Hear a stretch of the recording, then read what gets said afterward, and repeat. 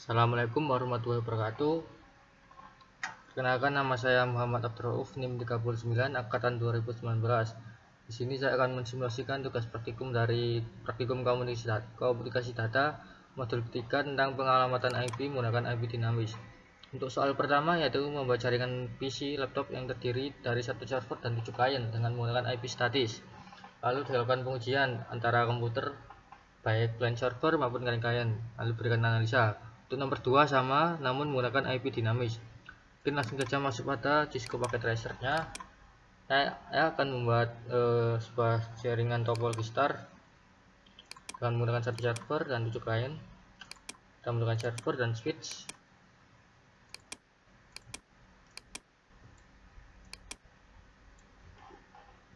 Lalu kliennya saya menggunakan laptop.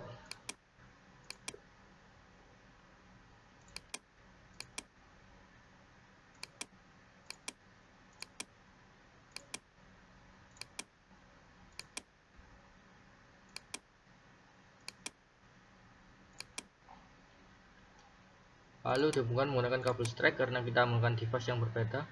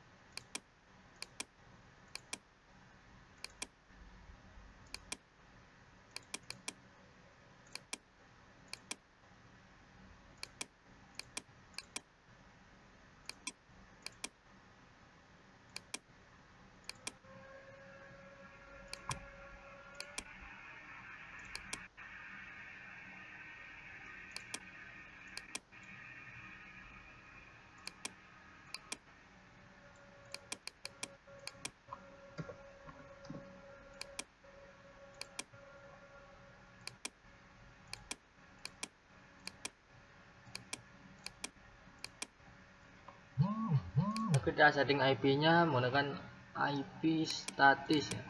Nah, apa sih IP statis itu? IP statis itu settingan IP dalam bentuk manual yang bertujuan agar IP dalam device tersebut tidak mengalami perubahan. Jadi settingannya dalam bentuk manual, lalu caranya yaitu masuk ke desktop, lalu IP configuration, lalu pilih static ini dan setting IP-nya secara manual.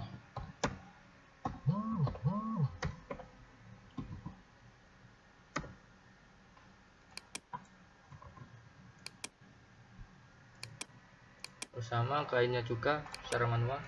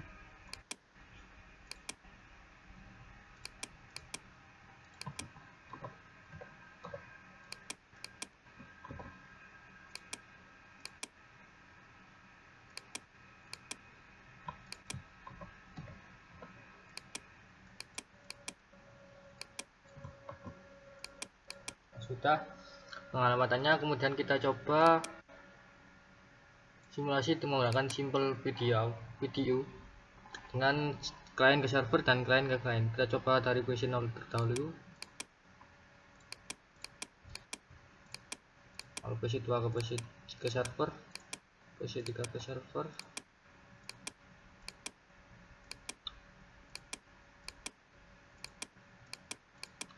Nah, hasilnya successful, ini server semua. Kemudian kita coba klien ke klien.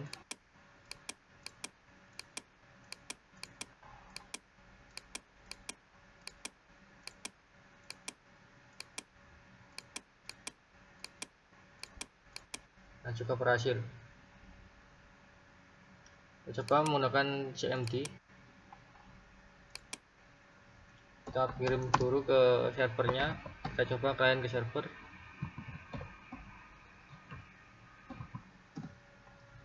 Berhasil.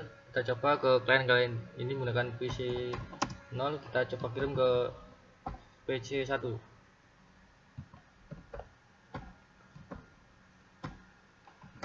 Juga berhasil.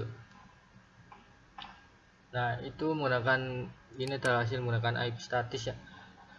Seperti yang saya bilang tadi, apa itu IP statis? Nah, IP statis ini memiliki kelebihan dan kekurangan.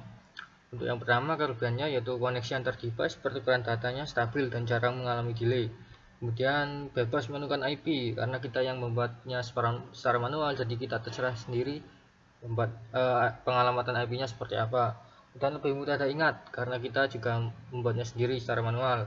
Lalu mempermudah admin untuk melakukan konfigurasi terhadap jaringan. Kekurangannya yaitu repot ketika kita memiliki device yang banyak, lebih dari 10 misal. Nah, itu akan memakan waktu dan tenaga untuk men-setting setiap device satu-satu IP-nya. Kemudian harus mengingat IP mana saja yang sudah dipakai ketika device kita banyak pastinya. Kemudian bila pembagian IP tidak benar, akan mengalami IP konflik atau IP saling bertabrakan. Itu kekurangannya. Kemudian kita akan masuk pada nomor 2, yaitu menggunakan IP dinamis. Menggunakan IP dinamis sebetulnya tinggal mengklik DHCP ini, namun harusnya kita men-setting dahulu DHCP-nya dengan masuk ke service dan DHCP, lalu on kan, lalu kita membuat server baru. Server saya namai server pool 1, kemudian default gateway-nya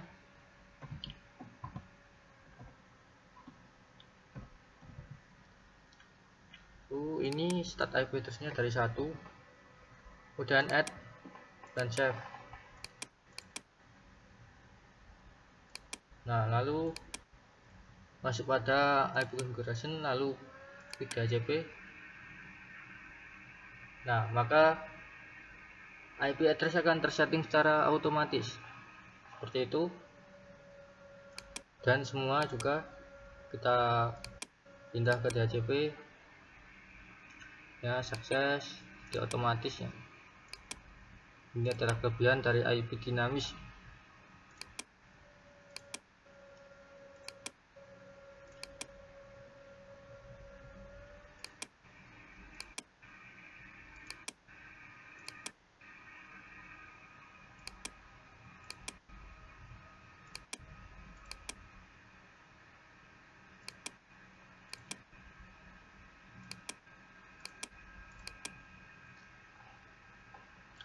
Nah, lalu kita coba mengirim sebuah data menggunakan simple video. Kita coba server. Nah, sukses. Lalu kalian ke klien juga sukses. Nah, untuk seperti itu dari IP dinamis ya.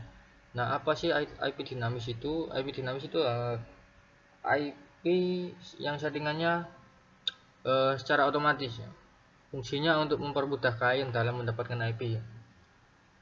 Jadi IP-nya sudah tersetting secara otomatis sesuai dengan servernya. Kemudian IP dinamis juga memiliki kelebihan dan kekurangan masing-masing. Untuk kelebihannya yang pertama, mempermudah admin dalam pembagian IP address ya, karena otomatis jadi mempermudah.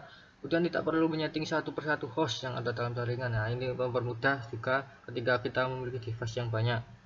Kemudian host tidak akan mengalami IP konflik. Kemudian keempat, admin tidak perlu mengingat IP karena secara otomatis. Kemudian kekurangannya itu akan sering mengalami delay atau loading karena IP yang didapat akan berubah-ubah setiap waktu yang telah ditentukan oleh admin, atau IP tersebut telah terpakai oleh host klien yang lain. Jadi IP dinamis ini tidak tetap seperti IP statis, jadi berubah-ubah seperti itu. Dan kekurangan yang kedua adalah karena IP yang didapatkan harus disetting oleh admin, maka proses tersebut akan memakan RAM yang ada pada sistem admin. Kemudian konfigurasi diperlukan seperti itu.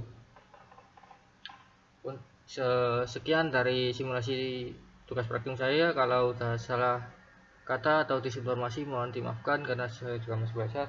Wassalamualaikum warahmatullahi wabarakatuh.